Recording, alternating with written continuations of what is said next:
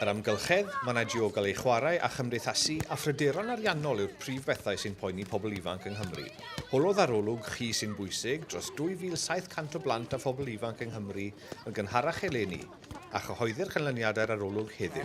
Daeth 3 pethau allan yn penodol. Yr un gyntaf oedd yr ymgylchfed, a'r ail un oedd llefydd saff i chwarae a bod gyda'ch ffrindiau, a'r trydydd oedd yr economi, poeni os mam a dad yn mynd i colli job a fydd swyddi iddyn nhw pan maen nhw yn gadael ysgol.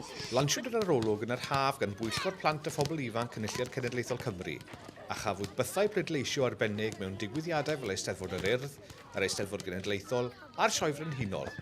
Caiff yr adroddiad ei gyhoeddi ar yr un diwrnod y bydd y pwyllgor yn dechrau ei ymgynghoriad ar fannau diogel ei chwarae a chymdeithasu yng Nghymru, sef yr ail brif bryder a nodwyd yn yr arolwg.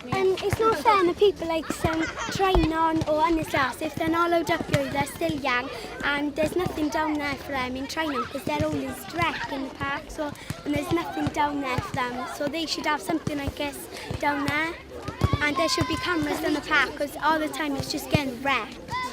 Daeth y man chwarae aml ddefnydd i fodolaeth ar ôl i grŵp o bobl ifanc benderfynu bod angen lle diogel arnynt i chwarae. Roedd gais am arian gyda chymorth cymunedau yn gyntaf. Roedd Dwayne Williams yn un o'r rhieni a oedd yn rhan o'r cais. People have been using it and then, well, it's been much better than a plane.